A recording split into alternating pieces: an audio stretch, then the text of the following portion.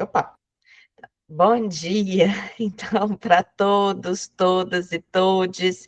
Muita alegria estar com vocês aqui hoje, dia 27 de junho, especialmente recebendo o professor Erasto Fortes Mendonça, um colega que nós já tivemos a oportunidade também de vivenciar outros espaços, né? Se não me engano, nós participamos juntos de um café com Paulo Freire, da Amazônia, Erasto. Nem lembro que ano foi, mas sei também que foi nesse tempo da pandemia e que desde lá já tenho você como referência, como pai, como companheiro, né, nessa trajetória. Então, agradeço muito a sua presença aqui com a gente hoje, para essa conversa com o Círculo, para a gente, nós definimos neste ano, eita, meu livro estava aqui, agora não está mais, nós definimos que a gente vai ler Educação Libertadora e Direitos Humanos, ou Direitos Humanos e Educação Libertadora, que eu sempre troco o título. A gente tem essa prática aqui no Círculo de sempre escolher um livro para ler juntos, a gente faz a leitura e depois debate o livro. Então, a sua presença entre nós hoje tem a ver com isso, né? A escolha do livro que tem o seu prefácio, que tem, na verdade, eu acho que tem a sua vida, né? Porque direitos humanos e Erasto é um pouco sinônimo um do outro. Então, eu agradeço a sua presença aqui. Eu quero só fazer um lembrete, senão Isabela vai me dar bronca depois, para todo mundo que está aqui, todo mundo que vai nos assistir, a gente está fazendo vídeos comemorativos do Círculo. Eu sei que a gente não tem muito essa vibe de youtubers, de ser mas eu queria pedir que todos e todas aqui que pudessem, que fizessem um vídeo curtinho, de 1 minuto, só falando o que o Círculo representa para você. Porque a gente vai colocar todo dia 19 e o nosso arsenal de vídeos já acabou. Então, agora a gente precisa de novos vídeos, e aí eu peço que vocês façam, e aí é só mandar ou para mim ou para a Isabela Casarini, tá aí, se ela quiser depois falar um oi, manda ou para mim ou para ela, para a gente fazer essa mobilização e comemoração dos nossos 6 anos de círculo. Eu vou passar para a Silvia, que vai fazer uma apresentação carinhosa do professor Erasto, e depois a gente fica bem à vontade, a ideia é que você tenha um tempo para contar um pouco, e depois a gente possa também conversar sobre as nossas perguntas, as nossas indagações, as nossas reflexões feitas aqui, especialmente a partir do livro. Mais uma vez, muito obrigada, professor Erasto. Silvia, com você. Bom, bom dia a todos, mais uma vez. Uma apresentação rápida do professor, tá? O currículo é imenso, imenso, tá? E, assim, o que me chamou muita atenção, né, esse contato com os direitos humanos, que foi o que me levou, primeiramente, para o círculo em relação ao Paulo Freire, a questão da humanização e desumanização. Então, professor Erasto, doutor em Educação pela Unicamp, e mestre em Educação pela Universidade de Brasília. Realizou estágio pós-doutoral na Universidade Federal de Goiás. Se tiver alguma informação desatualizada, professor, por favor.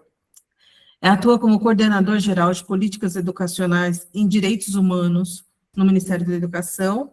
É membro no Conselho Superior da CAPES. Foi conselheiro do Conselho Nacional de Educação, presidente da Câmara de Educação Superior, como conselheiro e presidente do Conselho de Educação do Distrito Federal, é professor aposentado da Universidade de Brasília. Acho que nunca a gente aposenta como professor, nem quem se afasta, né, da educação, como eu me afastei, fui para outros caminhos, a gente não se aposenta, mas, enfim, tendo atuado como professor, pesquisador e orientador acadêmico nos cursos de pedagogia, licenciaturas, mestrado, doutorado em educação, com ênfase na área de políticas públicas e gestão da educação.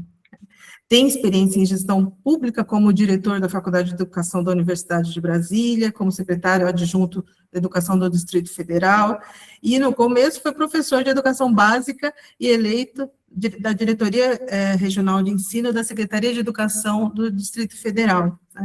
Como muitos de nós professores começamos a carreira na escola básica, né, no chão da escola, como eu costumo dizer, né.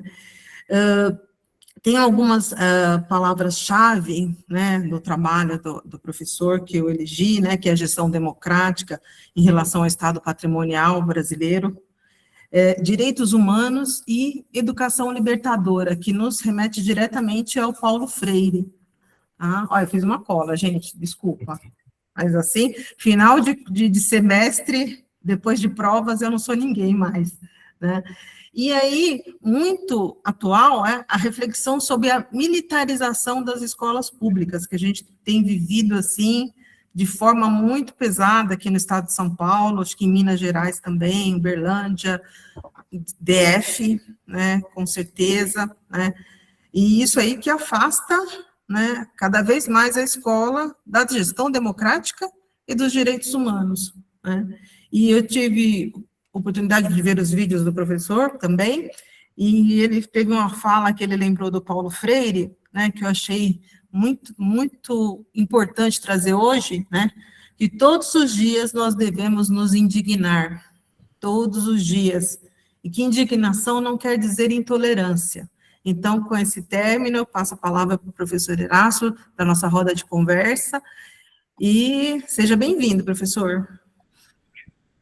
Muito obrigado, Silvia. De fato, uma apresentação muito carinhosa e afetiva. E agradecer a Camila o convite, né, para essa conversa de hoje, nesse espaço que eu reputo da maior importância, que é um círculo de estudo sobre Paulo Freire.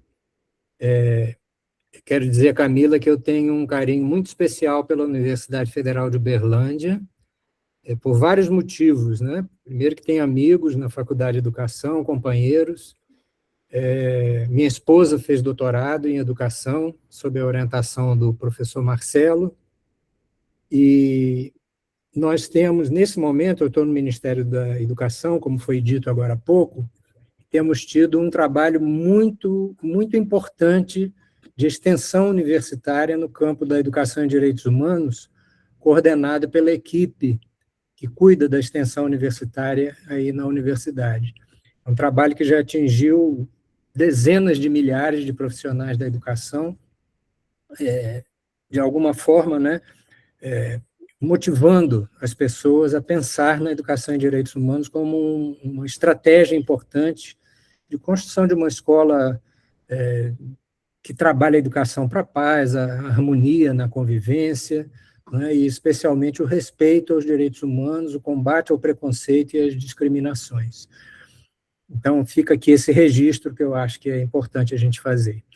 Eu queria também dizer a vocês se apresentarem, eu vou pedir licença também para falar algumas coisas que, em geral, não ficam no currículo, né?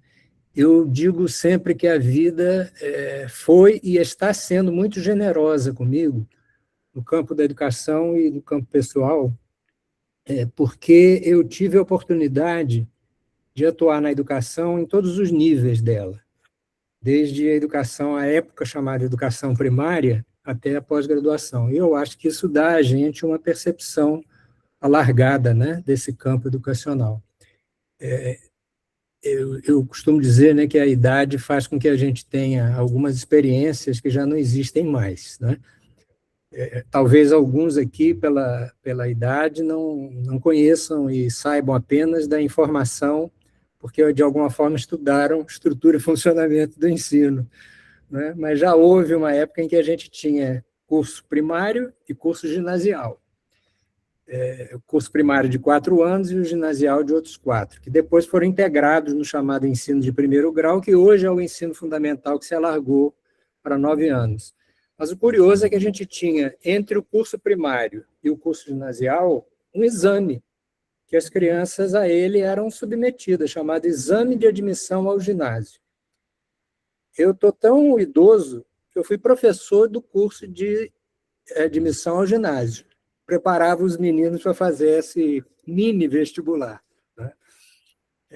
E depois eu tive a oportunidade de fazer uma licenciatura que já não existe mais, que era uma licenciatura chamada de curta duração, que formavam os professores para atuar nas áreas que não eram chamadas disciplinas, né? Eram áreas de conteúdo, chamadas de linguagem, ciências, etc. Eu fiz um curso para a área de ciências, isso me dava uma habilitação para ensinar matemática e ciências físicas e biológicas. Então, atuei um pouco nesse campo, né, como professor de matemática. Se me fizerem uma prova de matemática hoje, eu tenho certeza que eu serei reprovado, já não tenho mais conhecimento e não acompanho essa área, porque depois, no campo da pós-graduação, eu quis me dedicar à área de política educacional. E assim fiz o mestrado na UNB e depois o doutorado na Unicamp nesse campo. Eu quero declarar para vocês, publicamente, que eu não sou um especialista em Paulo Freire, tá certo? Eu reconheço que o meu conhecimento da obra de Paulo Freire, do próprio Paulo Freire, como pessoa e estudioso, tem um limite, né? Por que que eu tenho, então, uma vinculação com Paulo Freire? Porque as minhas áreas de atuação acadêmica, que são política e gestão da educação, especialmente a gestão democrática, e os direitos humanos, me trouxeram para a análise do que Paulo Freire fez, construiu e escreveu e refletiu sobre esse campo. Eu esqueci de dizer uma coisa para vocês também. O meu primeiro vestibular foi um vestibular para o curso de Direito. E aí eu me identifico com Paulo Freire, porque vocês sabem que Paulo Freire se formou em ciências jurídicas, né? E ele chegou a trabalhar num escritório de advocacia. Não sei se vocês têm essa informação.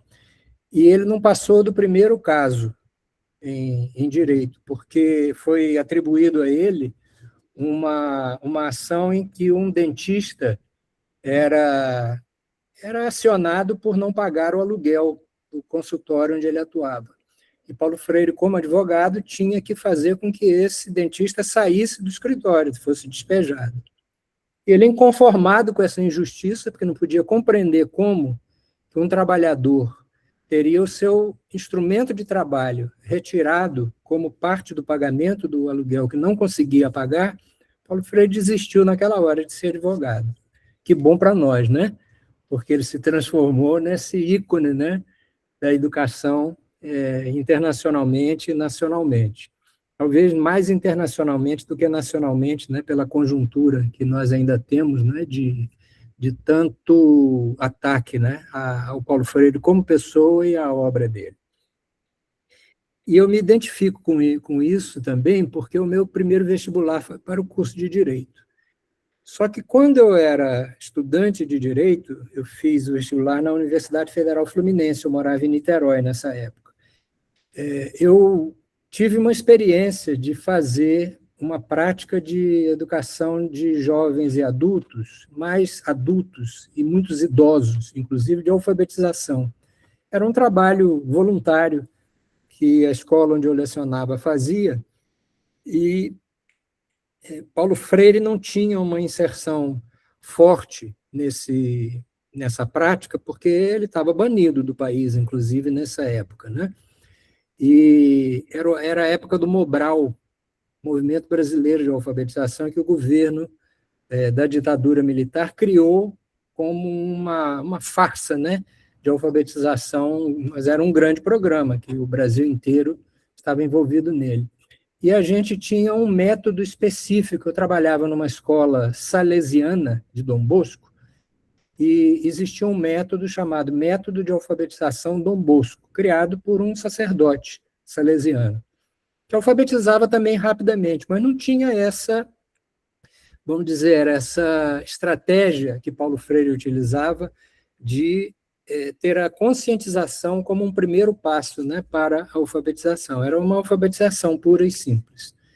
Inclusive, nessa época, talvez tenha sido uma das primeiras experiências de educação à distância pela televisão. Existia um canal no Rio de Janeiro chamado TV Tupi, que não existe mais há muitos anos, que veiculou um programa de alfabetização de adultos com a professora sendo Bibi Ferreira, artista. E eu tive a honra, com uma colega, de ensinar a Bibi Ferreira aquele método do Dom Bosco. Fui à casa dela, foi um momento assim, muito especial para mim, na minha vida, né? E dizem que esse programa alfabetizou muitos adultos Brasil afora, porque imagine, né, uma coisa passada pela televisão, ainda que seja naquela época, era 1969, 70, atingiu uma parcela muito expressiva da população. Então, foi essa experiência que me fez desistir do curso de Direito e procurar uma licenciatura, que foi essa que eu comentei agora há pouco com vocês. Então, esse é um pouco assim da trajetória que eu achei que era interessante contar para vocês, para justificar o porquê que eu tenho alguma vinculação com essa questão do Paulo Freire. E aí eu vou dizer para vocês, apesar de que isso está expresso um pouco chama de prefácio, né? Mas é uma espécie também de apresentação, que está nos primeiros capítulos do livro. Eu vou contar para vocês, assim, informalmente, como que se deu a minha vinculação para a escritura desse livro.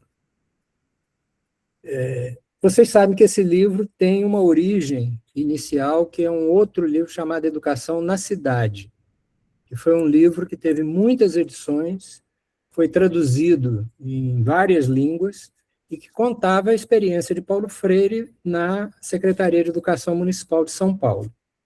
Era um livro de menor tamanho, não é? Só que Paulo Freire, de acordo com a professora Anita, né, que é a viúva dele, nos alertou nessa época. O próprio Paulo Freire dizia que achava que esse livro tinha sido escrito e publicado muito precocemente, porque foi logo imediatamente depois da saída dele da Secretaria de Educação. E ele acabava julgando que tinha que ter tido um tempo um pouco maior de espaço de tempo para que essa análise da experiência pudesse se transformar, né, num livro. Mas o fato é que ele foi publicado, foi traduzido. E por causa dessa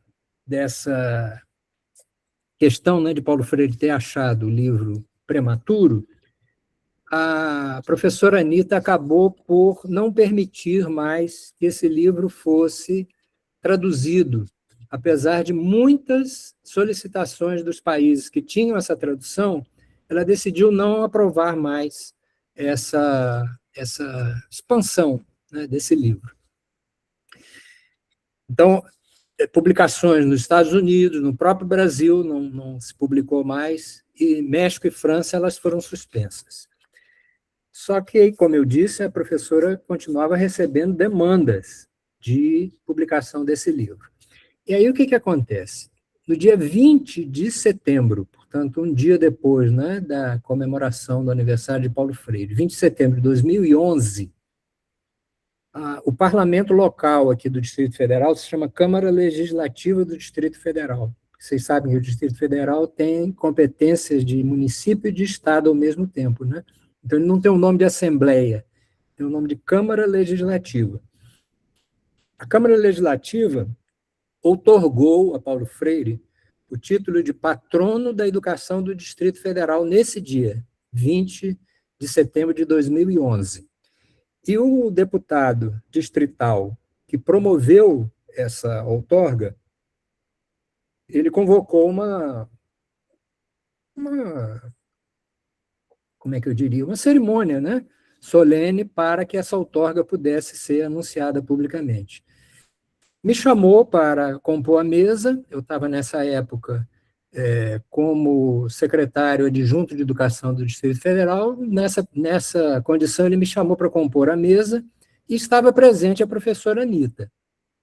Bom, sem, portanto, me referir ao livro propriamente, Educação na Cidade, ou a sua experiência como secretário, eu fiz uma fala naquele momento em que eu julgava que Paulo Freire, apesar de ser muito reconhecido como um autor e um educador que trabalhou muito pela educação para a cidadania, eu, assim, muito ousadamente, né, do lado da professora Anita, que é a viúva dele, a herdeira intelectual dele, eu disse que eu achava que isso era pouco para Paulo Freire, porque a gente tem uma distinção conceitual sobre cidadania e direitos humanos.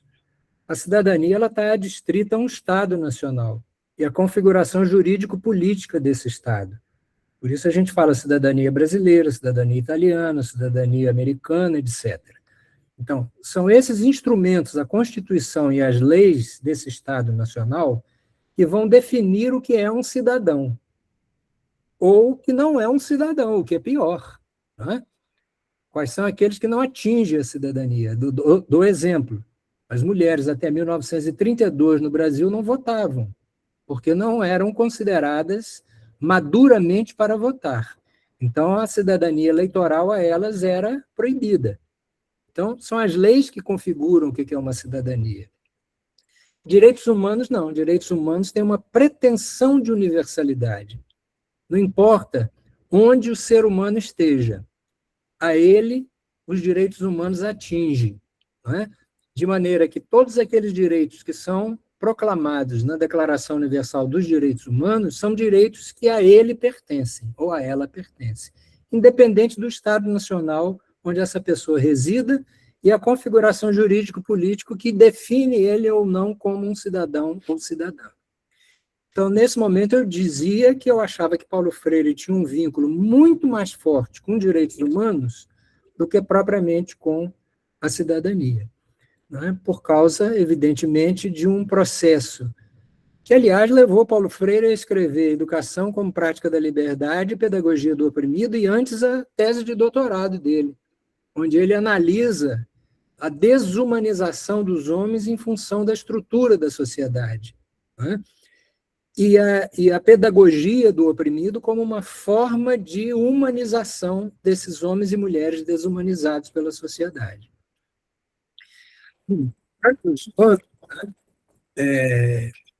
A professora Anita acaba publicamente, e sem me avisar, ela disse que tinha ficado muito impactada por aquela fala, aquela reflexão, e me convidou publicamente. A sala era um auditório cheio, repleto de educadores, professores, etc. Me convidou publicamente para a gente refazer o livro Educação na Cidade na perspectiva dos direitos humanos. Então, é assim que nasce esse livro, né? Por um convite da professora Anita, para que a gente pudesse refazer o livro Educação na Cidade nessa nova perspectiva. Bom, depois disso, nós tivemos um trabalho de aproximadamente 5 anos, em que nós tivemos que fazer solicitações de jornais, revistas, livros já impressos com autoria de Paulo Freire, capítulos de livros, entrevistas, né? Vocês são, a maioria, né, da academia, sabem o trabalho que isso dá, a gente solicitar autorização de publicação em outra publicação, né? Mas, felizmente, né, eu creio que pela própria importância, né, da professora Anita no campo educacional e como viúva, né, de Paulo Freire, essas autorizações foram sendo dadas ao longo do tempo. Por outro lado, a professora tinha uma série de documentos, entrevistas, algumas delas não publicadas, uma delas da Folha de São Paulo, muito curiosa, né? Que Paulo Freire concedeu a entrevista para a Folha de São Paulo.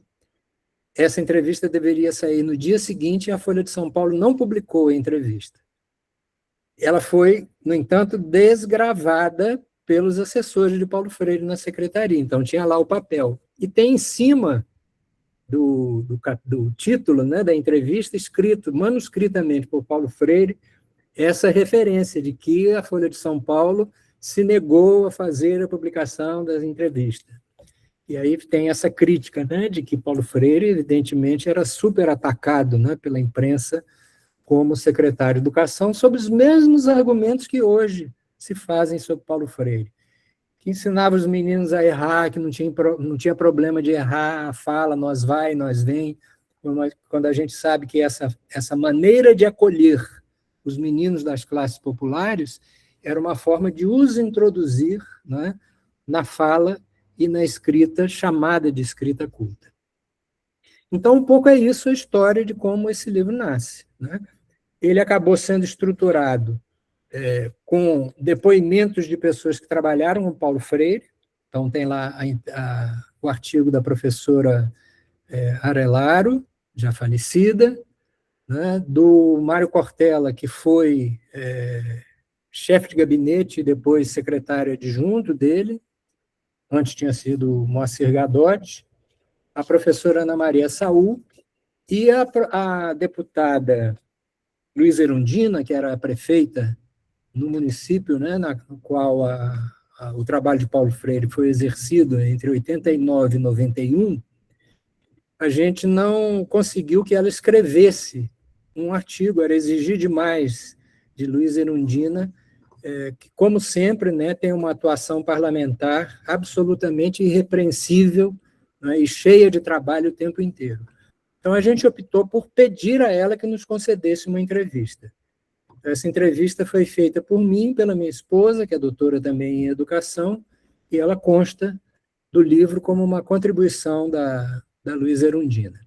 Então, tem esses depoimentos, tem o conjunto de artigos que são publicações em revistas e jornais, né?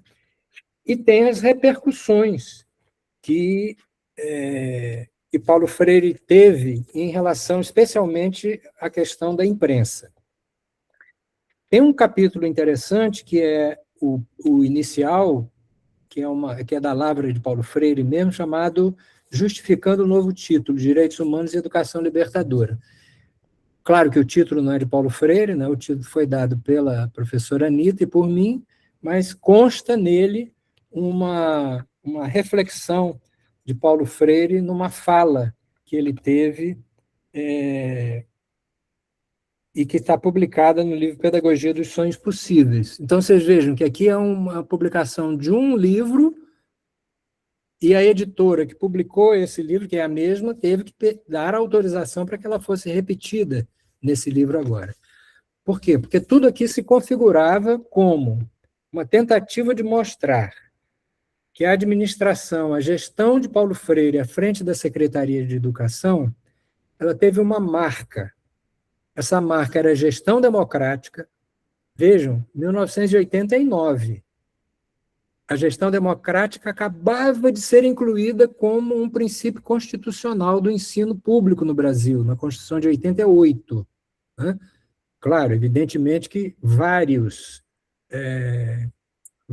práticas de gestão democrática vinham acontecendo nos municípios e em alguns estados, mas ela foi agasalhada, né, como a gente diz, pela Constituição brasileira como um dos princípios do ensino. E Paulo Freire, já na sua administração, faz uma série de ações que se caracterizam como gestão democrática. Talvez vocês poderiam perguntar, sim, mas então por que não teve eleição de diretores, né?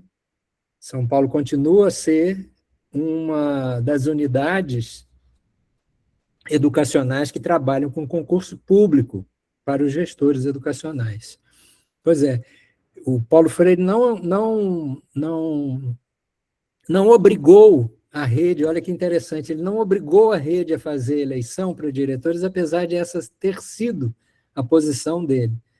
Porque a maioria das pessoas não quiseram fazer eleição, quiseram permanecer com concurso público para gestores educacionais. Né? Mas, para além disso, olha, Paulo Freire teve uma experiência que hoje ela acabou sendo incluída na Constituição, que é a gestão democrática para além da escola. Né? Os colegiados que foram incluídos como um dos princípios na LDB, caracterizando a gestão democrática, eles se restringiam à escola. O que Paulo Freire faz? Ele cria os núcleos, né, de representação na Secretaria de Educação e nos núcleos, que aqui em Brasília a gente chama de coordenações pedagógicas, aí me parece que permanece sendo NAES, né? Não sei se ainda tem esse título.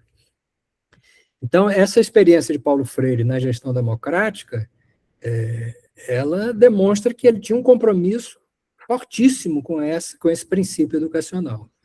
E o segundo, evidentemente, é a questão que dá título ao livro também, que é a questão dos direitos humanos.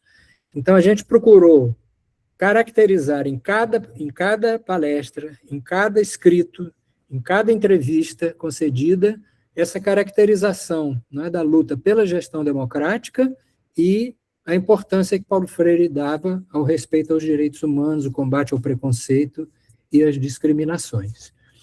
Então, assim, eu tenho a impressão de que esse é o contexto que eu poderia trazer para vocês.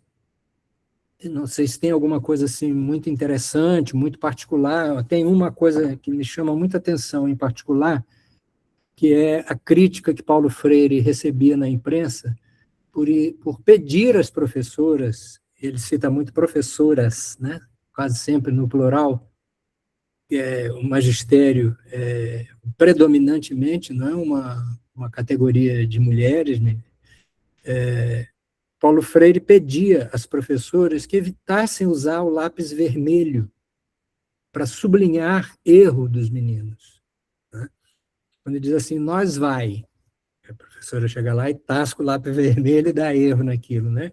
Então, ele usava essa característica, né, do processo educacional para, primeiro, valorizar a fala popular, que permanece sendo essa, né, usá-la como uma forma de trampolim para o alcance da linguagem culta e, de certa maneira, promovendo uma maneira de agir do profissional da educação com seu estudante, de maneira a não usar apenas o erro, né, mas fazer com que esse erro fosse uma etapa, né, do processo de aprendizagem. Uma outra coisa também que me chamou muita atenção foi um concurso público para o magistério, que foi feito pela Secretaria de Educação, e a imprensa caiu em cima de Paulo Freire, porque na bibliografia do concurso público tinha livro de Paulo Freire. Vocês imaginam, né? Como se fosse possível, né, numa proposta de concurso comprometida, né, com, de fato, a importância da educação, a melhoria da sociedade, a gente não incluir algum livro de Paulo Freire. E ele se sai dessa dificuldade de maneira absolutamente importante. Eu acho que tem uma parte do livro que trata disso, né? Eu acho que é interessante alcançá-la. Então, Camila e colegas, eu não sei se esse contexto é suficiente para a gente poder iniciar uma conversa. Eu fico à disposição de vocês. Claro que sim. Duas coisas ainda, Camila, que me lembrei agora. Vocês sabem que Paulo Freire foi casado muitos anos, né, com Elsa, que foi a primeira esposa dele, uma intelectual da maior importância, né? E Paulo Freire se abre para uma nova paixão com a professora Anita Freire. Tem vários escritos, tanto de Paulo Freire como de Anita, né, que mostram essa relação de amor que Paulo Freire teve por essa mulher. E me chama muita atenção que uma palavra que a gente usa muito para caracterizar coisas de Paulo Freire, que é a palavra boniteza, né? A boniteza da vida, a boniteza da escrita, que Paulo Freire tinha essa coisa de criar palavras, né? Ele só passou a usar essa palavra depois que ele se casou com Anita Freire. Isso me chama muita atenção do ponto de vista afetivo e emocional, em que Paulo Freire não se despe dessa característica para fazer o seu escrito intelectual, né? E vocês sabem que tem um livro chamado Boniteza, né, que a professora Anita coordenou, que tem várias reflexões do ponto de vista da psicologia, da filosofia, das ciências sociais, de por que essa palavra, né? Eu tenho um artigo aqui mostrando quantas vezes essa palavra aparece no livro que nós estamos aqui discutindo e as razões de por que essa palavra aparece. Também me chama muita atenção o fato de que Paulo Freire foi alcançado por Luiz Erundina, se não me engano, quando ele estava dando aula na Unicamp, na pós-graduação, numa ligação telefônica, né? Quando ela faz o convite, né, para ele ser o secretário de Educação. E a Anitta já estava avisada sobre isso, e ele chega aos pulos em casa. Chega aos pulos em casa e diz a Anitta: eu aceitei, minha mulher, eu aceitei. Quer dizer, uma pessoa que tinha tudo, né, para ter uma vida tranquila, né, se dedicar a ler, escrever, continuar estudando, se mete numa tarefa que a gente sabe que é uma tarefa absolutamente complexa, né, difícil, porque ele tem que lidar com questões políticas, questões de relação com a imprensa, com o parlamento, né, com o conservadorismo da época também. Então, apesar disso, ele chega aos pulos com alegria, dizendo: eu aceitei, eu aceitei. É isso.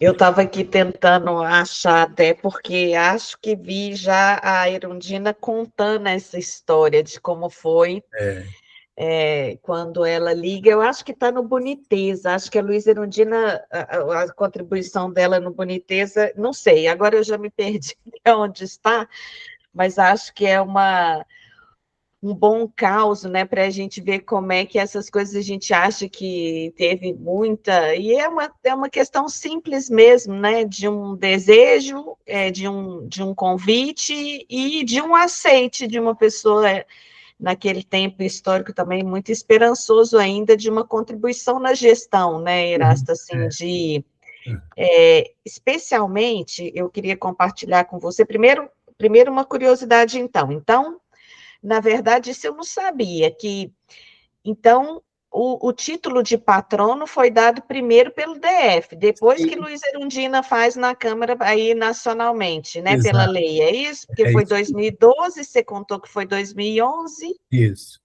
Ah, então, primeiro foi no DF, depois que foi no nacionalmente, né? Isso eu não sabia mesmo, não sabia desse evento e dessa cerimônia. Acho que daquela vez lá na Amazônia, você me contou um pouco esse histórico de como é que tinha sido o convite e tal, mas eu não lembrava que tinha sido nessa temporalidade diferente.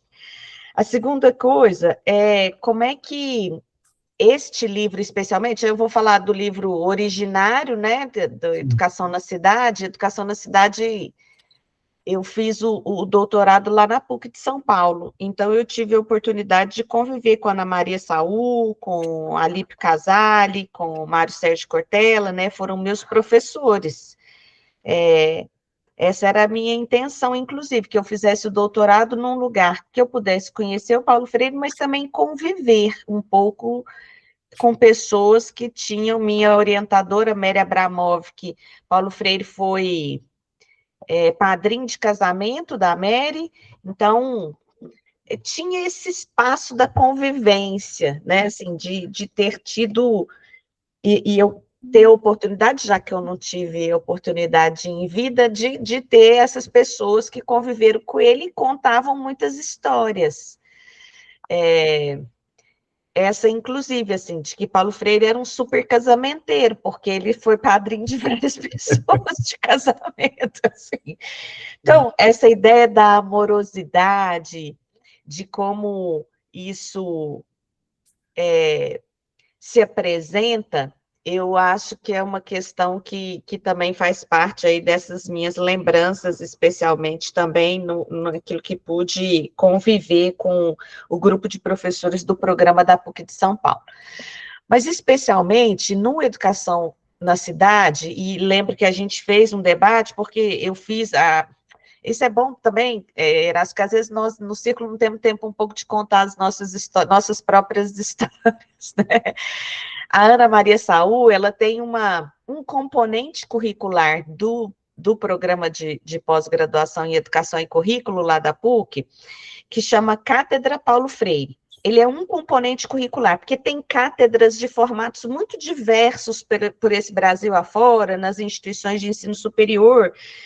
Tem até um um orientando que estudou as cátedras no Brasil, o Ricardo, gente, não sei se todo mundo lembra do Ricardo, ele estudou um pouco essas configurações e viu como é que são modelos muito diversos e tal. Da Ana Maria Saul é um componente curricular. Você se matricula nesse componente curricular e cursa o componente curricular ao longo de um semestre. Tem dia e horário. Não tem aula numa perspectiva tradicional de aula, né? Tem esse encontro dos aprendentes, que ela geralmente mobiliza por uma temática, define temáticas geradoras da produção que vai acontecer ao longo do semestre, tem muito envolvimento com as questões culturais, porque geralmente eu fiz 2 cátedras, então, eu fiz 2 vezes esse componente curricular chamado cátedra. Nessa experiência, eu vou chegar no ponto, tá? Mas essa experiência, uma das coisas que muito chamou a atenção deste grupo que fez essa disciplina com a Ana, nesse ano, que eu nem vou lembrar qual ano foi, era de que uma expectativa do Paulo Freire, especialmente à frente da Secretaria de Educação, era de que ele fosse dar mais importância para as questões da essência, assim como você disse, né? Assim, a gestão democrática era um ponto, a formação era outro, mas teve um aspecto que nós discutimos muito, que eu acho que tem a ver com a boniteza que você trouxe, Erasto, que é essa ideia do Paulo Freire de como mudar a cara da escola, no sentido de entender que a escola não precisa ser feia. Eu quero dizer que isso, naquele momento, para aquele grupo, fez muito sentido, porque parece que a gente partia no Brasil, naquele tempo recente de democracia, de que as escolas, especialmente as escolas públicas, elas tinham que ser espaços tristes, cinzas, feios, parece que não podia ter a boniteza do espaço físico mesmo.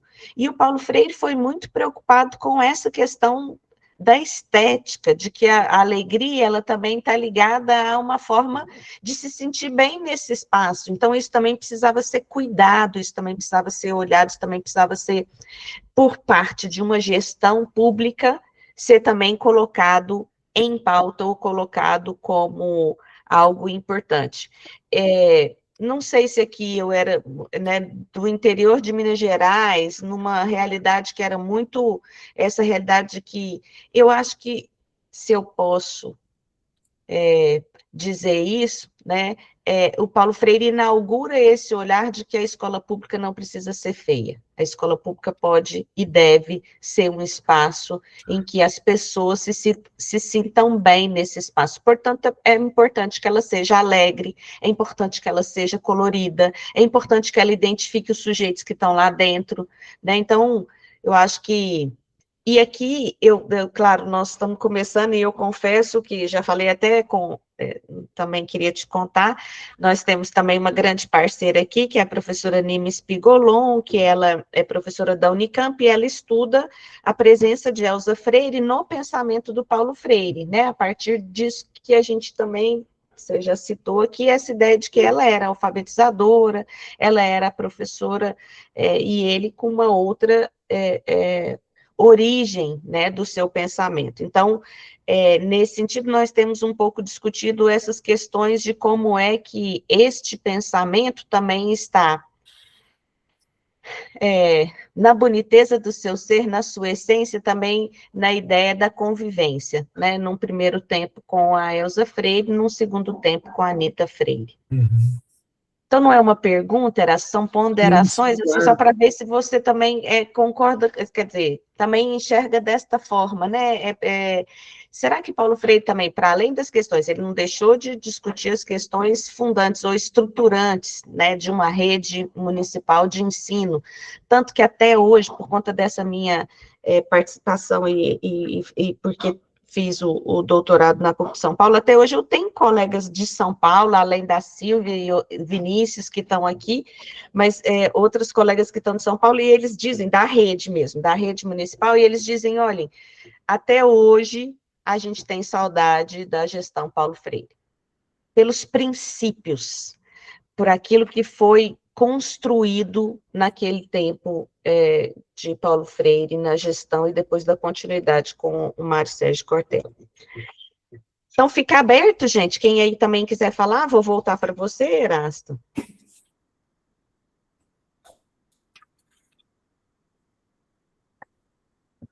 Você está voltando para mim agora ou vão? Estou voltando para você agora, e aí quem quiser falar, levanta a mão ou liga o microfone aí, gente, e fala. Vocês sabem que não precisa de outra forma que não seja começar a falar. Tá certo. Olha, de fato, Camila, essa expressão mudar a cara da escola, eu acho que foi uma marca de toda a administração de Paulo Freire na Secretaria de Educação Municipal. Não é? Vocês vão perceber, se já não leram o livro e já não perceberam antes, que essa expressão ela está presente em várias entrevistas que Paulo Freire dá. Inclusive fazem perguntas específicas sobre isso. O que é mudar a cara da escola?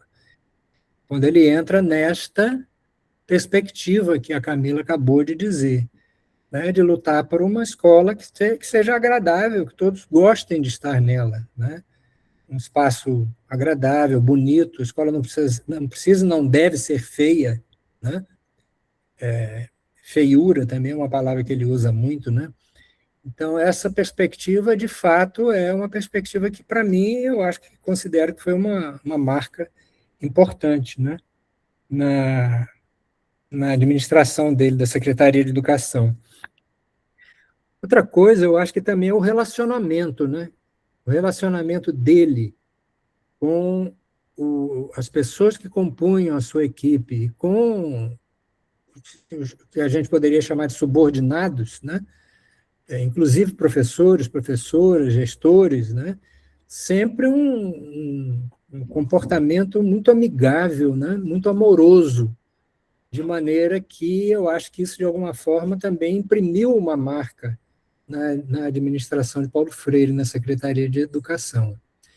Apesar de que isso não significa que Paulo Freire não puxava as orelhas de quem precisava ser puxada, né?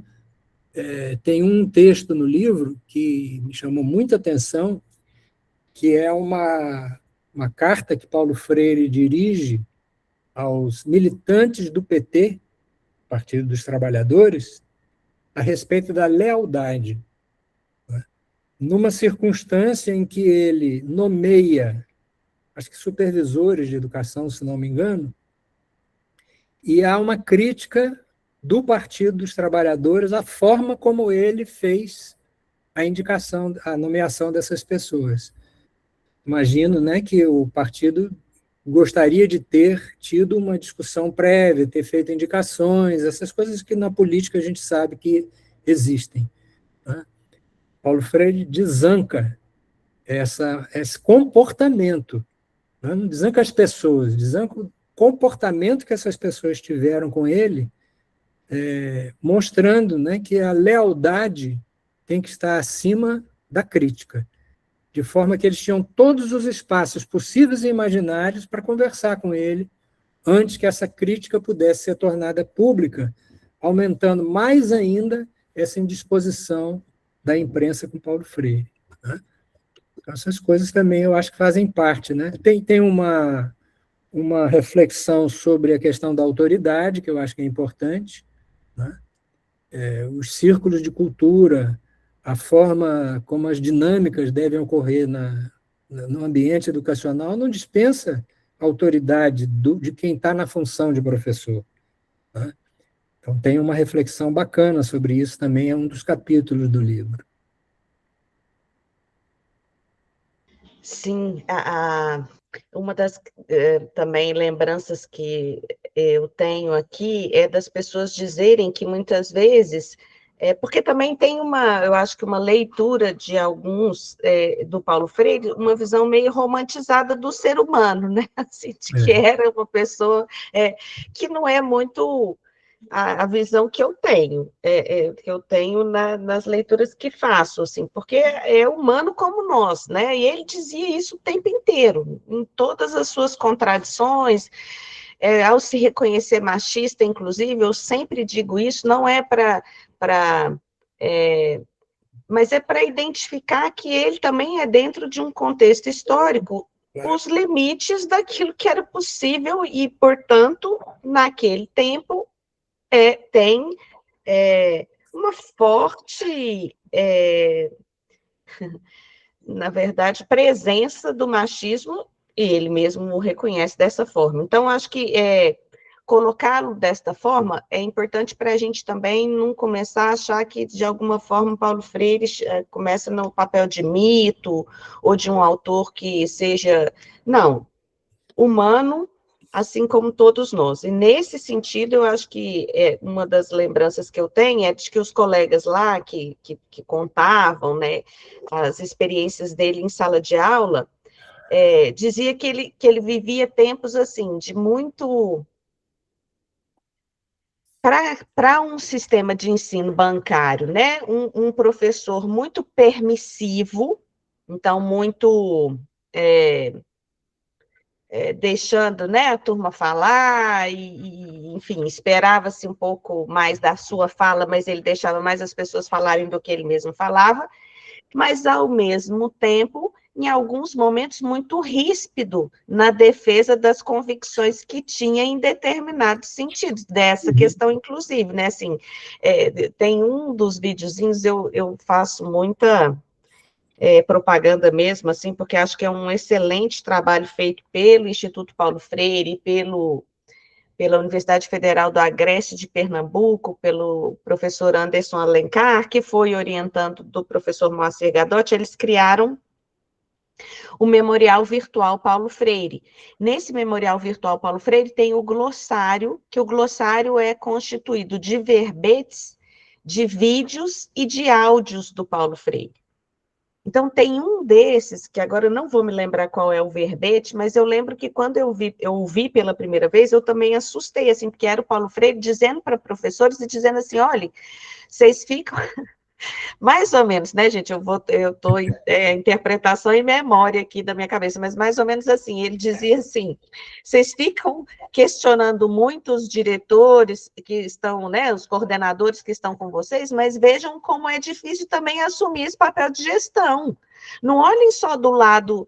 de um lado, olhem as coisas dos lados possíveis, porque às vezes é cômodo olhar para um cargo de gestão e falar, mas a diretora é isso, o coordenador aquilo, supervisora outro, mas e você? O que você tem feito para esse cenário ser diferente? Então, ele tinha... Não sei se eu poderia usar essa palavra ríspido, mas ele tinha momentos de dureza, né? Que eu acho que é essa ideia da rigorosidade com a amorosidade, que olha, tem hora que você tem que fazer uma reflexão e sobre isso, né? Como que isso está sendo também... qual é a sua ação, qual é o seu que fazer em relação a isso, e não ficar nesse papel que eu acho que ele condenou durante muito tempo na sua escrita e nos seus livros, dessa ideia ou do fatalismo, ou de eu não posso fazer nada porque não há nada a ser feito, porque as coisas são assim, né? Então, acho que ele, mais uma vez, entendo isso como coerência, ele tem imagens e sons do seu pensamento na forma provocativa de falar com as pessoas, no tempo em que ele teve essa oportunidade de fazer a gente pensar sobre aquilo que a gente mesmo ou estava reclamando ou estava demandando, né? Silvia, parece que você abriu aí, quer falar?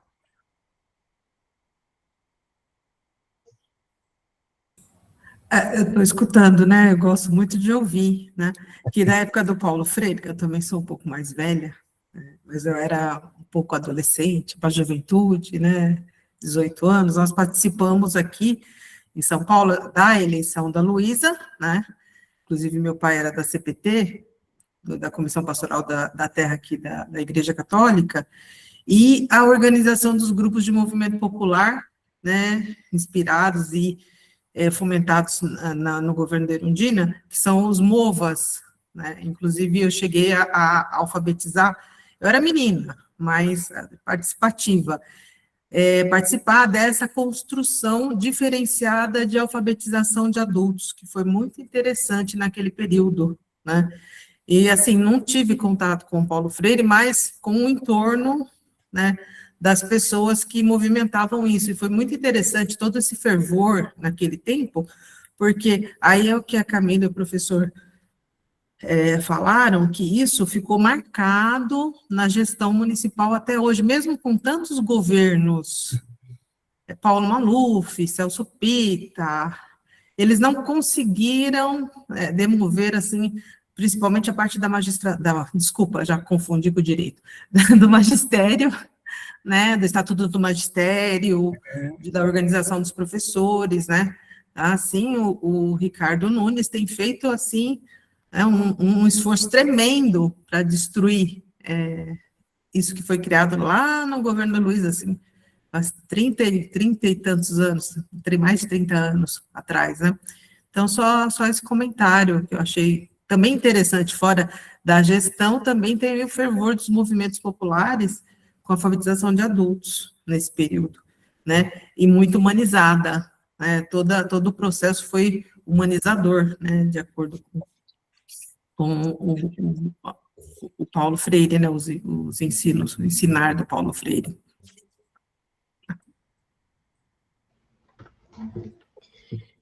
E só para dar também, enquanto as pessoas vão aí se organizando. Gente, fiquem à vontade, mas é que aqui a gente não para de falar, né? Então vai lá, Vinícius.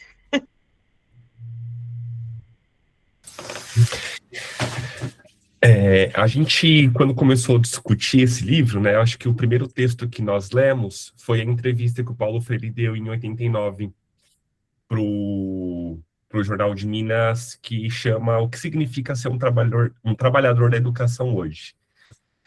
E eu entendo que esse texto do Paulo Freire, né, nessa entrevista, como o professor Erasto comentou, ele poderia estar estudando, lendo, né, e ele foi assumir esse trabalho, né, esse trabalho na gestão da Erundina.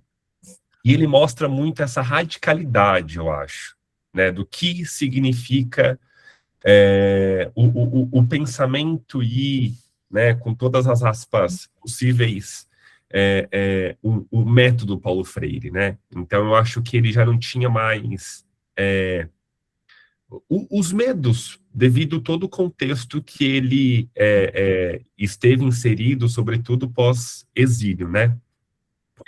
E ele deixa muito claro que o trabalhador da educação, né? Eu gosto muito dessa categoria que ele utiliza como trabalhador, porque eu acho que isso vai distanciar todo, né, o senso comum, como a professora Camila estava falando também, que é colocado sobre a sua a filosofia educacional, né, de que o professor tem que ter vocação e assim por diante. Então, eu gosto muito dessa categoria que é utilizada.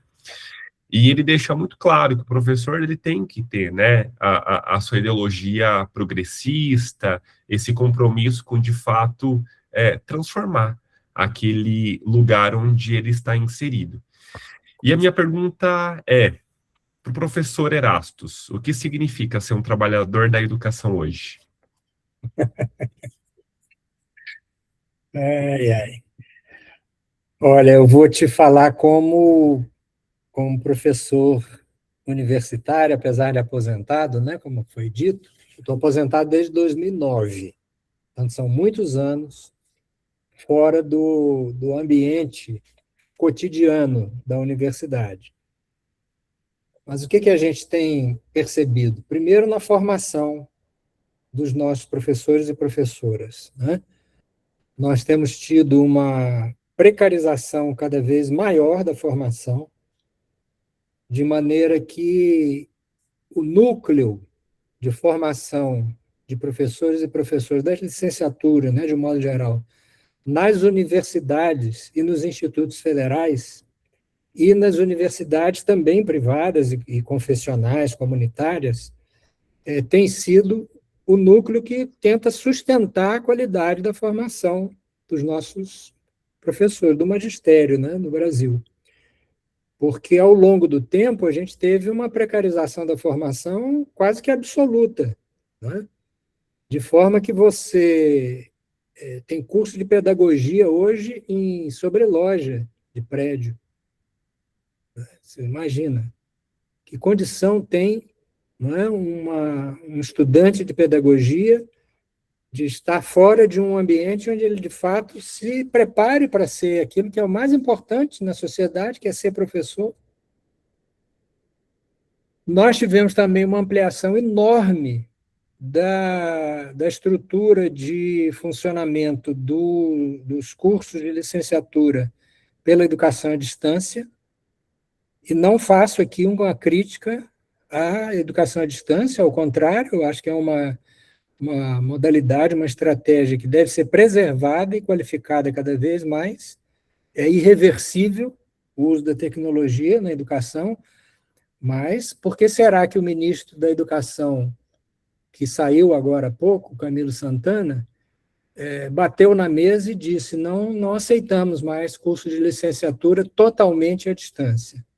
Por que será? Né? Porque não é possível que a gente tenha a precarização da formação da forma como isso vem se estendendo no Brasil. Por outro lado, também aí vem a questão da valorização do magistério. Não é? Nós temos discutido no campo da política educacional que valorizar o trabalhador da educação não é apenas salário, né? Mas salário é muito importante. Não é possível que um trabalhador da educação que tenha nível superior, ele não se equipara a nenhum outro trabalhador da educação, nenhum outro trabalhador de nível superior nos executivos que sustentam o salário do professor ou da professora. Quer dizer, a comparação de um salário de um trabalhador de nível superior, qualquer, com o professor de nível superior, o professor de nível superior é quase sempre inferior. Tá certo? Então, o salário é muito importante. E isso está no Plano Nacional de Educação. Né? Nós já deveríamos ter feito uma equalização dos salários comparativamente aos demais profissionais formados em nível superior. Mas não fizemos. Para além do salário, o que está em jogo na valorização do magistério? Plano de carreira. Né? Porque não adianta você ter um salário que efetivamente pode até ser bom, mas que se corrói ao longo do tempo, porque você não tem um plano de carreira. Então, os planos de carreira são aqueles instrumentos que são capazes de fazer com que o professor se estimule a estudar, né? Ele tenha tempo suficiente para isso, dentro do seu quadro de distribuição de tempo, progressão na carreira, tá certo? Mas também isso não basta. É preciso que a gente tenha formação continuada.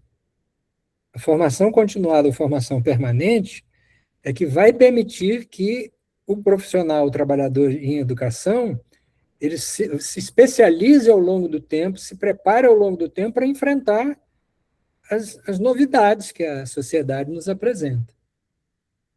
A tecnologia, insisto, é uma delas, mas não é a única.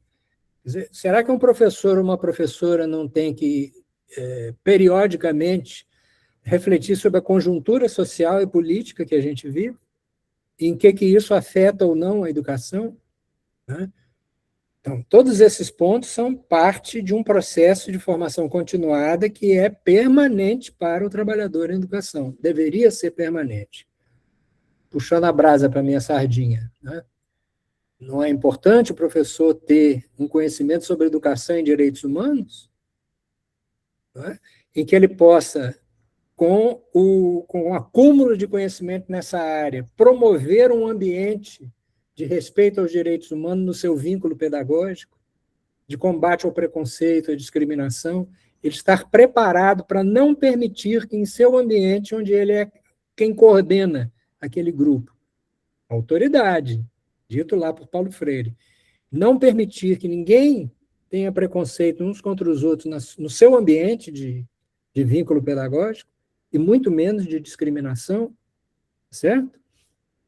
E, por fim, então nós falamos salário, plano de carreira, formação inicial e continuada, e condições de trabalho, né? As condições de trabalho. A escola feia, a escola inadequada, a escola que não agrega, a escola que atrapalha. Isso não é ambiente de trabalho adequado para ninguém, nem para o profissional da educação, nem para o estudante. Então, também essas condições de trabalho são parte da valorização do magistério. Então, o que é ser, chegando à sua questão, não é, Vinícius? O que é ser um trabalhador de educação hoje? É enfrentar toda essa conjuntura, mas estar convicto de que o seu papel é um papel fundamental na sociedade, né? Longe aqui, nessa fala, de querer dizer que o professor é um missionário. Não é, não. Não tem nada de missão religiosa, né?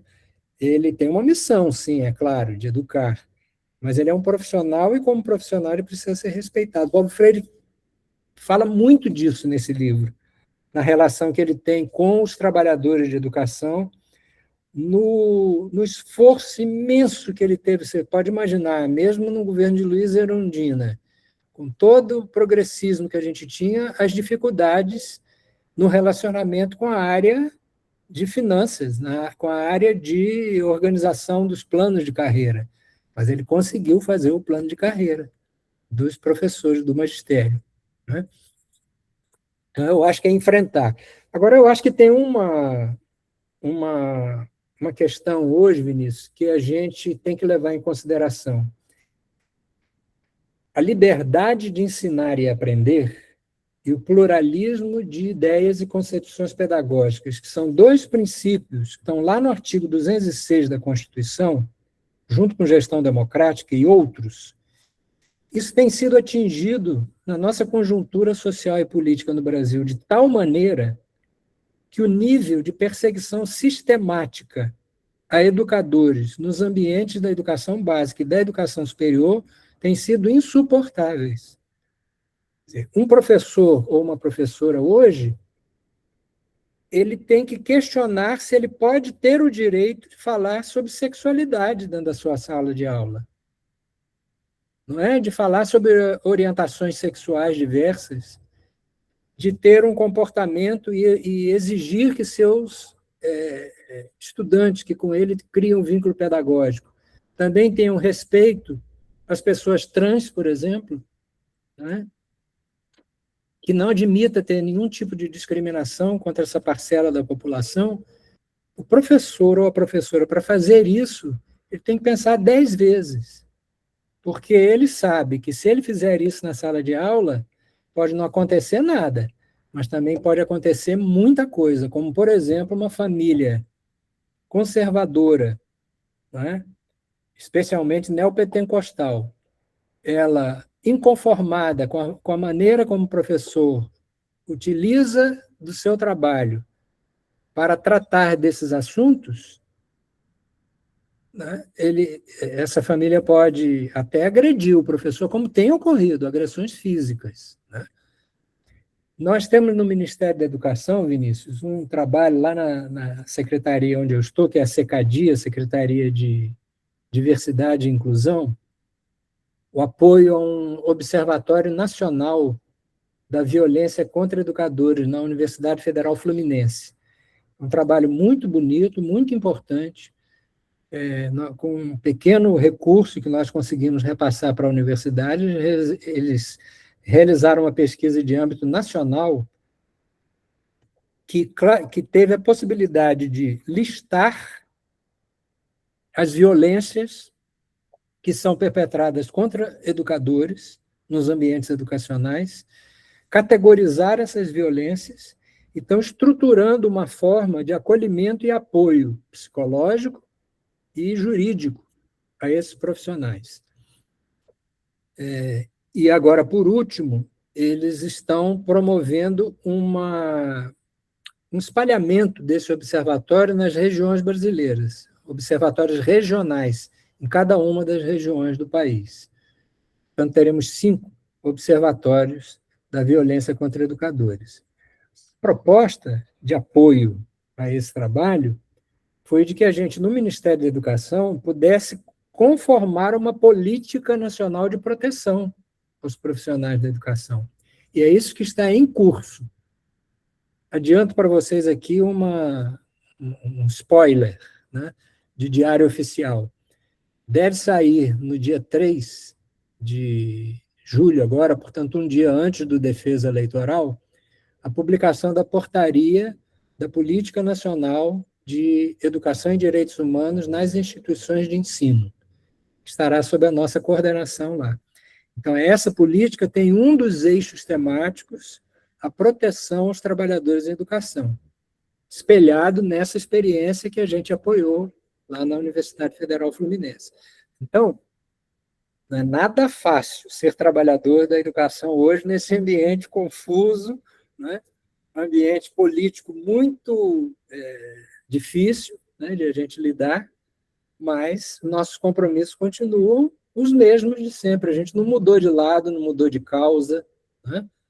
E sempre me chama muita atenção aquele verbete do livro Pedagogia do Oprimido, né? Aquele que está no início da obra, né? Para quem Paulo Freire dedica o livro Pedagogia do Oprimido? Está lá em cima, né? Ele diz assim: aos esfarrapados do mundo, né? E a quem neles se descobrem e neles se descobrindo, com eles lutam. Somos nós, né, que estamos desse lado de cá, insistindo em ficar indignado, como alguém aí já comentou. Essa coisa da indignação, eu ouvi pessoalmente Paulo Freire falando para os alunos lá da Faculdade de Educação da UNB, que estavam inaugurando o centro acadêmico do curso de pedagogia com o nome Paulo Freire. Aí Paulo Freire, visitando a universidade, foi lá conversar com os meninos. E assim, uma confusão, aquela meninada em cima de Paulo Freire, né? E ele batia assim freneticamente no relógio. Numa parte da fala ele dizia: nós temos que marcar hora todos os dias para ficar indignados. Né? Então isso é aquilo que nos cabe, né? Para ser trabalhador de educação, a gente tem que enfrentar essas coisas, não tem jeito. E não perder, eu também li um texto do Frei Beto, uma vez que ele dizia isso: a gente não pode perder a capacidade de ficar perplexos, né, com aquilo que nos incomoda. Eu acho que esse incômodo é que faz com que a gente também enxergue. E aí, professor Erasto, eu só queria dizer, primeiro, que eu acho que nessa ideia da indignação, nós vamos fazer nosso minutinho de indignação aqui com a sua fala, com a pergunta que Vinícius fez do trabalhador no dia de hoje, porque foi muito bom te ouvir, especialmente essa ação da SECADI, porque eu acho que já estamos todos com as pesquisas em punho, vou dizer assim, de ver como é que o nosso sistema tem adoecido nossos professores e nossas professoras. Né? Isso não precisa mais de dado, não precisa mais de desvelamento, isso já está, é um fato. Fato dado, é importante que haja uma ação pública em relação a isso, porque nós estamos percebendo, estamos diagnosticando, estamos retratando, estamos desvelando, mas não estamos agindo. Então, é importante que a gente considere que um sistema de ensino que adoece seus professores e suas professoras, ele precisa ser revisitado, né? E acho que Paulo Freire nos ajuda a fazer esse encontro com a realidade, nesse encontro com a realidade, propor ações, e acho que isso, de verdade, fico muito feliz de ver que a SECADI está preocupada com essa realidade, está preocupada com ações públicas que possam, claro que nós não vamos resolver em larga escala, mas nós vamos começar um trabalho de identificação, de apoio, de ajuda, seja no âmbito desse observatório da Federal Fluminense, da ampliação desse espaço para outros espaços, mas acho que isso é uma questão muito séria colocada hoje, que fico mesmo muito feliz de você ter dado esse spoiler, porque eu estou achando que eu estou chegando nessas... A Maria Eliette veio aqui e falou para a gente que a gente só pode ter 24 horas de desesperança. Depois a gente tem que voltar para o movimento esperançoso, porque senão a gente tem que parar de estar, né, com o Paulo Freire. Então, acho que eu estou nessas 24 horas, Adriana, eu já vou te passar, porque aí é só para a gente fazer as horas de indignação aqui junto com o professor Erasto, porque esta semana eu tenho que localizar, quem já viu aí nas minhas redes, eu já coloquei, mas nós tivemos, infelizmente, né, uma ação do Conselho Nacional de Educação, que aí eu faço publicamente mesmo uma denúncia da forma desrespeitosa com que o Conselho Nacional de Educação tem tratado as universidades públicas, as pesquisas na área de formação de professores e professoras da educação básica neste país, né, porque foi um desconsiderar, na minha leitura, na minha interpretação, daquilo que historicamente nós temos construído, produzido com entidades de base, com entidades e movimentos, e o CNE simplesmente eu escutei uma vez esse termo, se enclausurou, né, em si mesmo e fez uma resolução ou uma alteração à resolução 4 de 2024, para quem não sabe, é a resolução das diretrizes curriculares nacionais para a formação de professores e professoras da educação básica, resolução essa que desde a sua homologação vem sendo discutida pela sociedade brasileira. Finalmente, o Conselho Nacional de Educação abriu uma consulta pública num prazo muito curto. Muitas e muitas e muitas pessoas participaram dessa consulta pública por uma mobilização social, inclusive das entidades das quais algumas delas eu participo, e o CNE simplesmente disse, sabemos que recebemos, mas vamos por aqui, porque é assim que entendemos ser, e neste vamos por aqui implica que hoje nós temos, nas diretrizes curriculares nacionais para a formação de professores da educação básica, a possibilidade de uma categoria, de uma modalidade de curso que chama semipresencial, que implica que eu posso ter cursos de formação de professores com 50% apenas de tempo presencial. Isso, para mim, é uma tristeza profunda saber que num governo democrático, só que é isso, né, eu vou encerrar, Adriana, prometo, mas é a ideia de que o próprio Conselho Nacional de Educação precisa ser repensado, né, porque hoje ainda a legislação que o constitui é de que o CNE, ele é formado por pessoas que têm, como é que chama? Ilibada... Notório saber... ilibado conduta, algo assim, esqueci agora o termo, mas é esse o termo. Então, isso não faz jus às pessoas que definem, e é claro que Vinícius perguntou do trabalhador, do profissional da educação, mas se eu também não cuido da formação, eu também não vou ter o cuidado da valorização profissional, né? Então, é um pensamento que tem que vir nessa totalidade. Então, fiz meu minuto de indignação aqui, porque, de fato, essa semana não foi fácil ouvir a reunião. Eu convido todos, todas e todos aqui a ouvir, porque quem ouve, vê, entende meu sentimento, né? A gente não pode tratar a formação, a gente não pode tratar nem a formação, nem professor e professora da educação básica nesse país com tanto desrespeito. Adriana. Bom dia a todos e todas. Primeiro quero dizer que é um orgulho, né, estar aqui. Participo do Círculo desde 2021. É uma oportunidade que a tecnologia também nos trouxe, agradeço por essa parte, mas a convivência humana é diferente também, né? Quando a gente se encontra com os pares, é muito gostoso. Professor Erasto, um prazer, né, a gente está lendo o livro e ver a pessoa que escreve é muito bom, muito gostoso. A gente está nesse tempo de que poder ouvir você.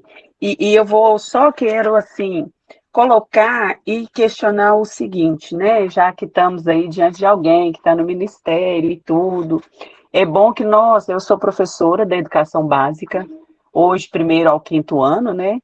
E você disse aí no início que antes eram 4 anos, eu fui formada nesses 4 anos, fiz a prova que você elaborou aí para ir para o ginásio, né? Eu fiz essa prova, muito sofrida. Hoje me lembro dela e amargamente sofro, né? Porque ela era muito mais classificatória no sentido de social também, né? Então, teve esse processo, eu conto muito isso, que a gente, da classe social baixa, nós passávamos por muitos percalços. Então, era uma prova que, para nós, que não tínhamos uma escolarização tão, uma alfabetização tão completa, no sentido público, era bem difícil.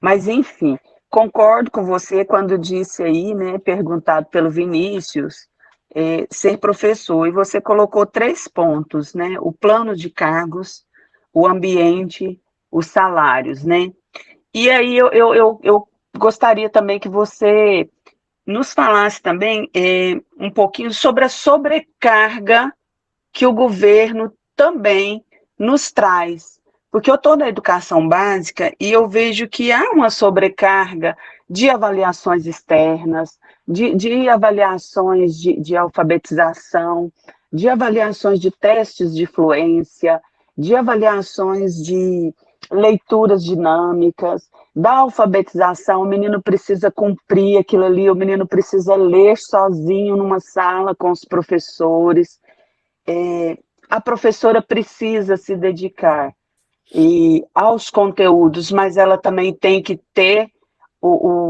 tomar a leitura do menino, ela tem que ir num contraturno ou no mesmo turno, no dia de seu módulo, para fazer essa leitura. E eu estou vendo esse adoecimento visível aonde eu estou falando do lugar de onde eu estou numa escola de ensino fundamental, de educação infantil, Fundamental 1, Fundamental 2 e EJA. Então, eu estou vendo ali, e vou citar praticamente o ensino fundamental 1, que é de 0, né, aos 4 anos de idade ali da educação infantil ao 5º ano, nós estamos tendo uma média de 6 atestados por dia, durante 2 a 3 dias na semana. Então, na semana, uma média de 6 faltas, e essa sobrecarga. Professor Erasto, o que pode ser feito e pensado sobre, né, estando no Ministério, com os pares que estão lá, teria que se pensar. Eu penso que essas avaliações não sobrecarregam só a nós, mas o aluno, a criança. Quando ela sai da sala para ter a leitura individual, só ela e uma outra professora, ela já sai preocupada com este item. E aí se tem que, a professora que não, para o aluno isso já é difícil, para a professora, quando ela tem que lançar tudo isso no sistema, ela se adequa a uma tecnologia que ela também não está acostumada. Então, é uma sobrecarga dupla, sabe? Ou mais. Então, assim, o que pode ser pensado, né? Falo com o autor dos direitos humanos, e essa parte humana para nós, professores da base, porque eu sou de lá, eu sou do chão lá, e é de lá que eu falo, né? Dessa sobrecarga. Obrigada, Adriana. Tem a Lohane, Erasto? Podemos ouvir a Lohane e depois voltamos para você? Eu só queria contextualizar aqui, né, Adriana, que o estado de Minas Gerais, não sei se aí também, só para localizar, o estado de Minas Gerais é um estado com muitas avaliações externas. Nós temos um sistema mineiro de avaliação, que esse sistema ele tem uma forte influência no cotidiano das escolas. Então, acho que a Adriana está falando também um pouco desse lugar das avaliações externas nesse contexto da educação básica e no adoecimento docente. Então, é Lohane e Brenda.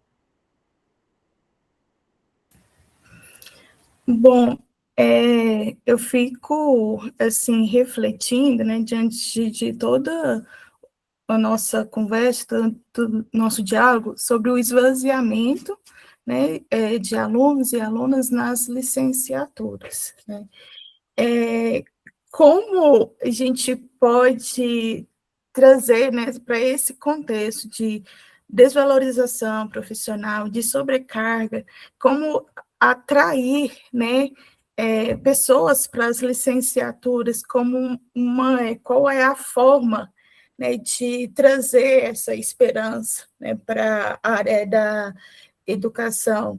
Eu sou uma pessoa assim que foi completamente transformada pela educação, né? Então assim, eu posso ser uma pessoa assim meio que, né, fantasiosa e tudo, mas eu tenho muito desejo, né, que a educação alcance, né, muitas pessoas e que a começar da formação inicial, né? Então assim, o que pode ser feito diante desse cenário? Eu digo porque infelizmente, eu ainda não atuo, né?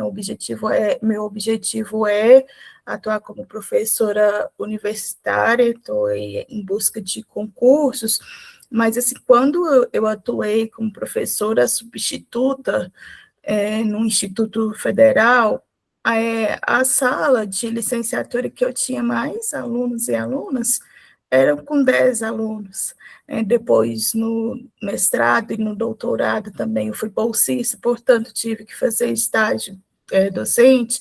Na Universidade Federal de Uberlândia também não é um cenário diferente, né? Então, como a gente pensar, né, em atrair essas pessoas, porque se continuar desse jeito, pode existir um déficit, né, de professores e professoras, né, e a educação é muito importante, né, sem uma professora não forma nenhuma outra profissão, né, e para além disso, né, a questão do resgate à humanidade, da construção do pensamento crítico, né, numa sociedade que nós temos aí muitas desigualdades, injustiças sociais, então eu gostaria de saber disso. E uma coisa também, professor, que eu percebo, né, que no nosso país, até já li a respeito também, a legislação educacional, para falar em específico, né, a Lei Brasileira de Inclusão de Pessoas com Deficiência, ela é muito boa, mas ainda ela não está na seara, né, concreta. Então, ela exige, mas ela ainda não se aplica, né? Porque a inclusão efetiva, não tenho, falo por experiência própria, né? Como eu citei anteriormente, como uma pessoa com deficiência, por conviver com outras pessoas. Então, e é essa questão também, como a gente tornar, né, os ambientes educacionais mais inclusivos, né? Não só na palavra, mas no concreto mesmo.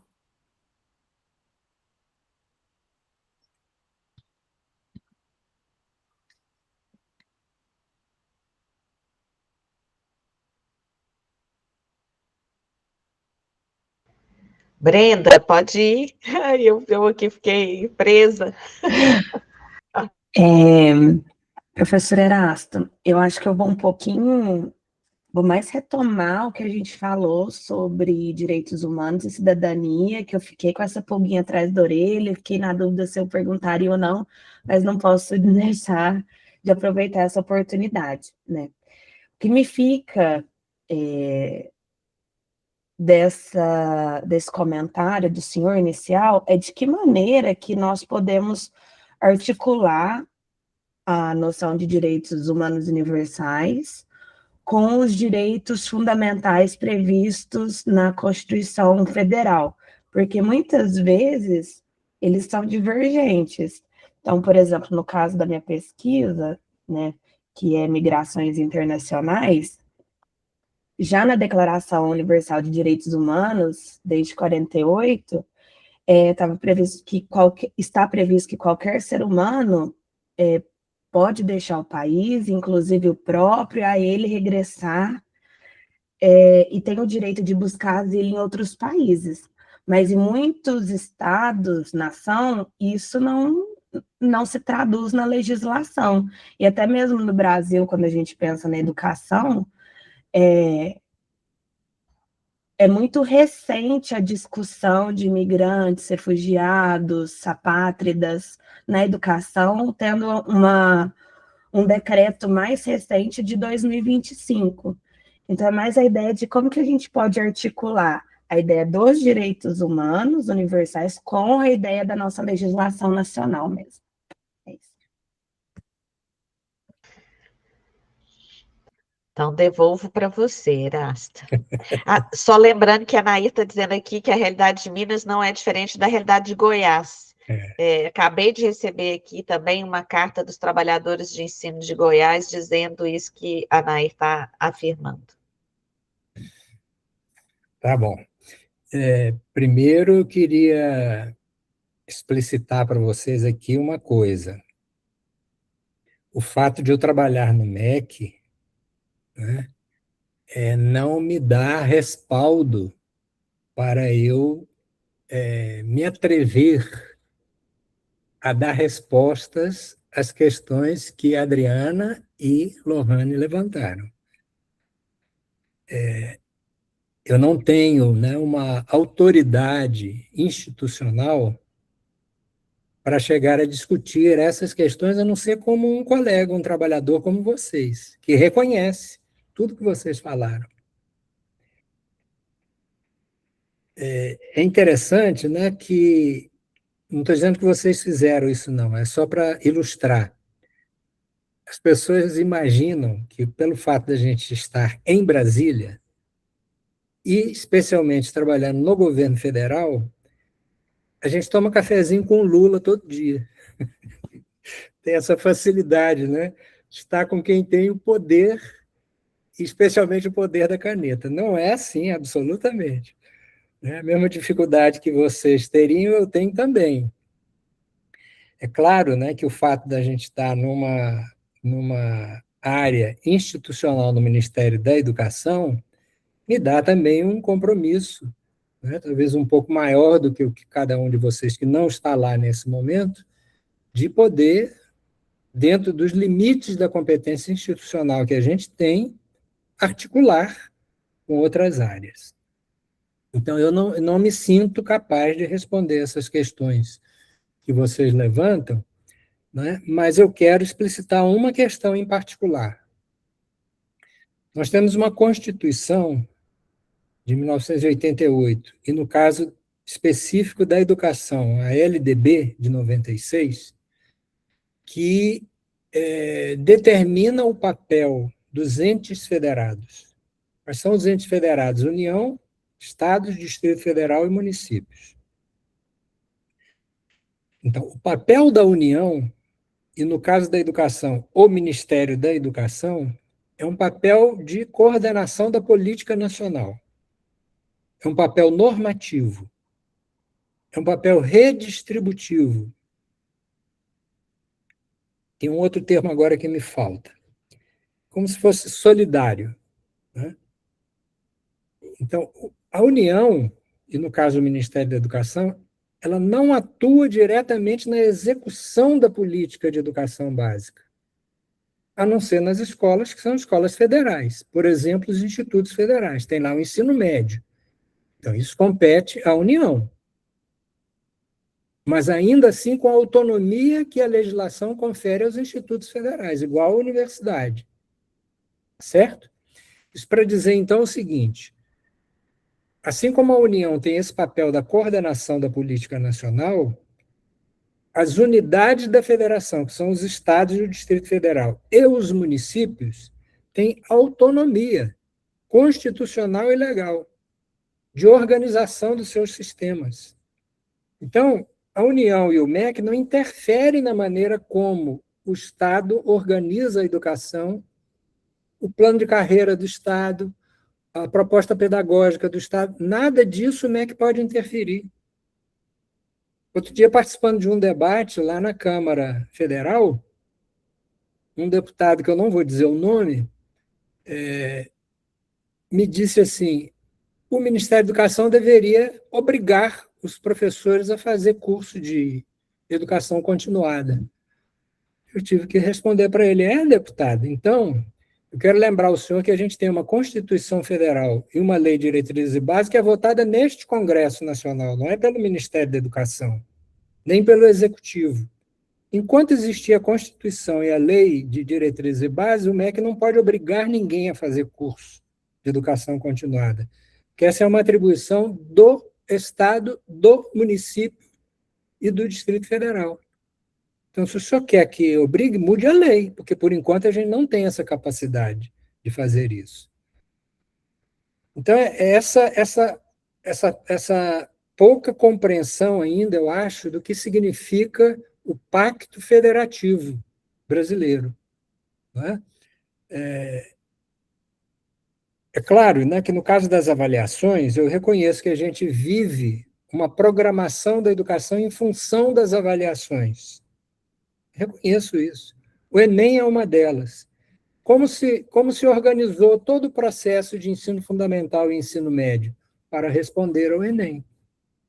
Eu tive um professor no mestrado, ele dizia assim, a melhor reforma do ensino que a gente pode ter é o vestibular.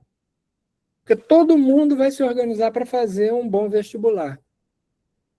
É o que está acontecendo hoje com o Enem, que se transformou no mecanismo mais praticamente universal, né, de ingresso nas nossas instituições de educação superior. Então, eu reconheço isso. Agora, eu reconheço também que, como disse a Camila, os estados têm seus próprios planos de avaliação. Então, o MEC não interfere na avaliação que o Estado de São Paulo faz, que o Estado de Minas faz, que Goiás faz, que nenhum outro estado faz. E que até um município pode fazer, porque, veja bem, nós temos 5.700 e alguns municípios. A Lei de Diretrizes e Bases, dando autonomia para todos os entes federados, criou a possibilidade de a gente ter 5.700 e não sei quantos sistemas de avaliação, sistemas de ensino com as suas configurações próprias do seu território, da sua maneira de ser, da sua vocação. Não é? Felizmente, agora a gente teve uma lei que foi aprovada, que é a Lei do Sistema Nacional de Educação, que é uma utopia desde os pioneiros da educação de 32, né?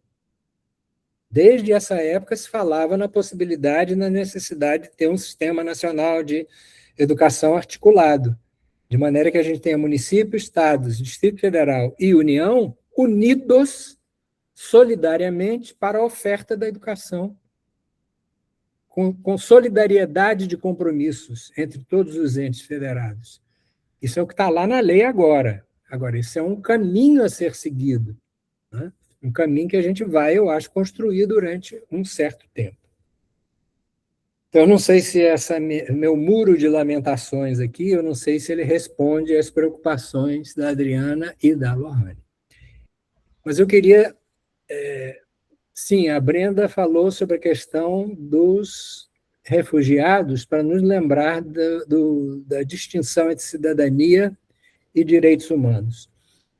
De fato, Brenda, a gente considera que o artigo 5º da nossa Constituição foi uma forma de recepcionar a Declaração Universal dos Direitos Humanos na nossa Constituição, né? Então, ali estão todos os direitos fundamentais que devem ser objeto de obediência no Brasil, porque é um princípio constitucional.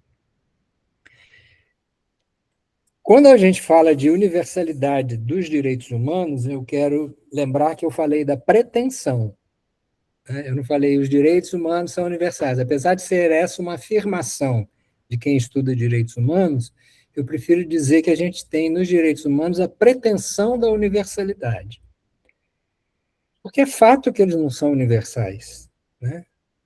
Hannah Arendt já dizia isso. Todos os seres humanos nascem livres, iguais, em liberdade, direitos e devem conviver uns com os outros no espírito de fraternidade. Está lá no primeiro artigo da Declaração Universal. Só que não é assim. Só que 70 e tantos anos depois da Declaração Universal, os Estados nacionais seguem sendo os principais perpetradores de violação dos direitos humanos, que deveriam ser aqueles que eram os protetores, os promotores, defensores dos direitos humanos. O Estado é o principal violador de direitos humanos, né? Então, eu permaneço dizendo que isso é aquilo que Paulo Freire chamava de o inédito viável, né? Quer dizer, a coisa que ainda não aconteceu, é a utopia que a gente constrói, mas é viável, a gente tem chance de chegar lá. Nós não podemos perder a esperança de que um dia a gente vai ser fraternos uns com os outros, né? Aliás, Paulo Freire, vocês sabem o último parágrafo do Pedagogia do Oprimido? A epígrafe eu já falei, né? Os esfarrapados do mundo, etc. E como isso se liga com o último parágrafo do livro do Paulo Freire na Pedagogia do Oprimido, é uma coisa impressionante. Não sei se ele teve se ele sacou isso, né? Ou se foi espontâneo. Mas lá no último parágrafo ele diz assim, olha, se nada ficar dessas páginas, permanece pelo menos a minha crença no homem e no mundo onde seja menos difícil amar. É o inédito viável, né? Quer dizer, eu vou deixar de acreditar num mundo em que a gente tem a possibilidade de se amar uns aos outros? Não, me recuso a isso. Me recuso a não acreditar nisso. Mas a gente não pode ser ingênuo, né? A indignação permanece sendo um compromisso diário com hora marcada. Por quê? Porque a gente ter um mundo onde a gente ame uns aos outros fraternamente é cada vez mais difícil, porque as violações aos direitos humanos permanecem sendo, né, uma realidade em nossa vida. Então é essa contradição, gente, é a contradição do mundo em que a gente vive, né? Eu sempre tenho a impressão de que as causas pelas quais a gente luta não serão objeto de verificação prática da gente mesmo. Eu, com 75 anos, dificilmente verei isso acontecer. Mas eu continuo a lutar para isso acontecer. Quem sabe meus filhos, meus netos, meus bisnetos, a geração que vem 10 vezes para minha frente, podem alcançar isso pelo qual a gente luta, nossas causas comuns, né? Eu tenho certeza que aqui dentro desse ambiente que está nessa tela, nós temos essas causas que são comuns entre nós. E a gente luta por isso na educação e fora dela também, né? Porque a educação é uma estratégia, é uma ação prática na sociedade, mas a gente tem outras tantas, né, que nos unem. É o partido político, é a igreja, é o clube social, é o ambiente, né? A família, enfim. Isso. Eu queria, Mila, eu sei que a gente já está a 3 minutos aqui do término, né, da reunião, mas eu queria me referir à sua fala sobre o Conselho Nacional de Educação. Como foi dito aqui, eu tive a oportunidade de ser conselheiro do Conselho Nacional entre 2012 e 2016. Era o mandato de Dilma Rousseff. Foi neste mandato que nós tivemos o golpe que derrubou Dilma, né? E quero lembrar vocês que naquele momento, de 2012 e 2016, a gente teve uma configuração do Conselho Nacional de Educação quase que totalmente, né, vinculada a isso que a gente está discutindo aqui, inexplicavelmente ou explicavelmente, porque a gente tinha um governo que compôs o Conselho Nacional de Educação. E foi neste mandato que nós tivemos a resolução que tratou da formação de professores, a resolução 2 de 2015, sobre a qual a gente luta até hoje para voltar, né? Porque foi um trabalho insano do Conselho Nacional de Educação para conseguir chegar àquela proposta, na relatoria de um professor por quem eu tenho um carinho imenso, que é o professor Luiz Dourado, que era também conselheiro como eu nessa época, e foi o relator dessa matéria na resolução que foi aprovada. O que aconteceu quando Dilma foi catapultada da presidência da República? Entrou o conspirador, Temer. Qual foi um dos primeiros atos de Temer? Foi cancelar o decreto da presidenta Dilma, que já nomeava os conselheiros do Conselho Nacional de Educação, porque vinha logo à frente uma renovação do Conselho, reconduzindo alguns, conduzindo outros novos, mas numa configuração muito próxima daquilo que a gente tinha de 12 a 16. O que Temer faz? Cancela este decreto da presidenta. Nunca houve isso na história da educação do Brasil. cancelaram um decreto de nomeação de conselheiros do Conselho Nacional de Educação, nem na ditadura militar, hein? É bom que se diga. E ele assina e publica um novo decreto, que configura o Conselho Nacional de Educação de uma forma que eu me recuso até a comentar, né? E que promoveu todas as mudanças que vocês possam imaginar naqueles avanços que o Conselho Nacional de Educação tinha produzido. Vou citar uma delas que me envolve diretamente. Eu presidia a comissão que tratava de pós-graduação lato sensu. Vocês não podem imaginar o que nós sofremos ali de assédio das instituições privadas querendo autorização total para oferecer pós-graduação lato sensu, porque a gente sabe que é aí que as instituições ganham dinheiro, nos cursos de especialização. E a gente insistia dizendo, pós-graduação lato sensu continua com o nome pós-graduação. Então, a pós-graduação tem norma, a pós-graduação tem exigências, inclusive, de qualificação, de qualidade. Não pode ser qualquer instituição que pode oferecer curso de pós-graduação lato sensu. Essa resolução nós não conseguimos aprovar, mas a nova configuração do Conselho Nacional de Educação aprovou rapidinho a resolução na forma como eles incidiam ali o tempo inteiro para a gente aprovar. Certo? Então, tem esse detalhe, viu, Camila, que o Conselho se desconfigurou, se configurou novamente de uma maneira, a meu juízo, completamente inadequada, e houve, desta época para cá, uma renovação. Vocês sabem que o Conselho Nacional de Educação não renova todos os conselheiros ao mesmo tempo, né? Renova 1/3 a cada período, de maneira que você consiga ter a memória também do conselho, não é adequado que você renove todos os conselheiros. Nós vamos ter uma nova renovação, agora, se não me engano, no mês de outubro desse ano.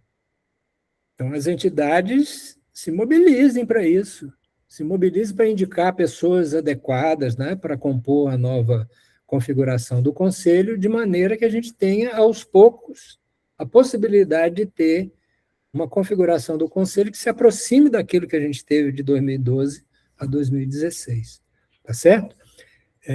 O governo federal, ele nomeia os membros, e ele tem a capacidade também de homologar ou não homologar aquilo que é decidido pelo conselho. Mas eu, pessoalmente, insisto na natureza que o conselho deve ter de órgão de Estado, não é órgão de governo, de forma que o governo possa ter pouca interferência naquilo que o conselho faz.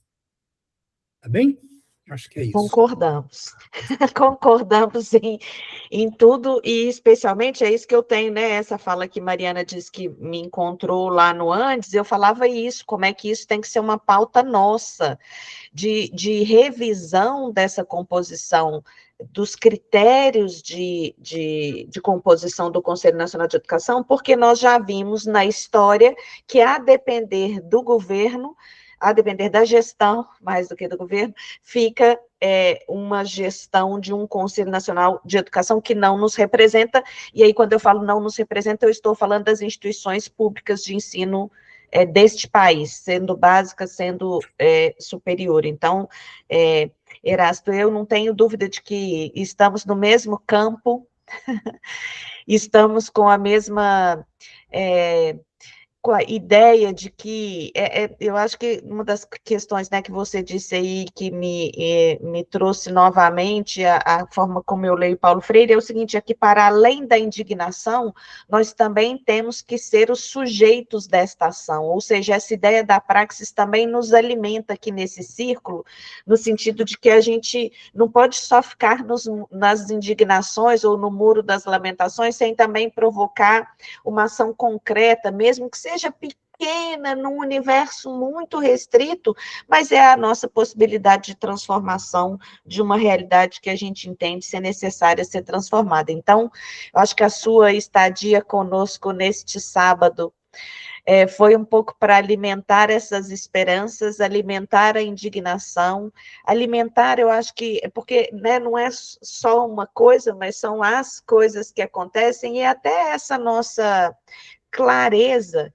de que hoje nós, em um governo democrático, que todos e todas aqui defendemos, lutamos, nos posicionamos nessa defesa incondicional, nós também temos que fazer este movimento da crítica, esse movimento da escuta, esse movimento da transformação também, porque nós somos esses seres humanos inacabados, né? Então, é neste processo que a gente vai compreendendo essa realidade e fazendo o movimento de existência nesse sentido. Eu queria só que hoje a gente conversou muito da Luiza Erundina, eu queria te agradecer, dizendo que o que você disse, eu também escutei da Luiza Erundina, eu já contei aqui para o pessoal do Círculo, num quadro de entrevistas que ela fez com o Marcelo Taz, e o Marcelo Taz pergunta para ela se ela já não cansou, se ela já não está bom, já não lutou muito, já não está bom.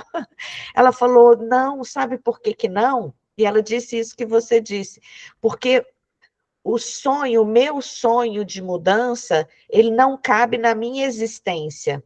O meu sonho de mudança, ele é construído por mim, na presença, no tempo presente, mas eu não vou ver essa mudança acontecer. Eu acredito que eu faço parte desse processo, mas eu não vou ver essa mudança. Então, é isso que me move a continuar. E eu acho isso a materialização do conceito freiriano de sonho, utopia e esperança, né? Tudo junto nela e agora em você também, que mais uma vez agradeço a sua presença aqui entre nós hoje. Para mim foi muito bom, acho que é muito bom esse diálogo, essa escuta, esse falar também, né, esse desabafo também, nosso, acho que também faz parte, porque tem hora que a gente quer que alguém nos escute num outro lugar, né, porque talvez aqui a gente já tenha esse hábito, mas quando vem você e a gente vê na sua importância e representação nesse universo mesmo de uma gestão, acho que a gente também ficou com o coração, com vontade de compartilhar com você ou desabafar com vocês algumas das nossas aventuras aí do cotidiano. Lohane, eu não sei, parece que você levantou a mão? Então... Foi sem querer.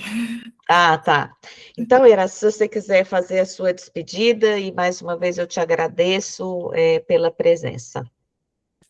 Não, mais uma vez, Camila, somente agradecer a você pessoalmente pelo convite, né, e aos colegas que estiveram conosco aqui nessa manhã. Foi um prazer imenso a gente poder conversar sobre essas questões que eu insisto, né, são as nossas causas comuns. Muito obrigado. Isto mesmo, causas comuns.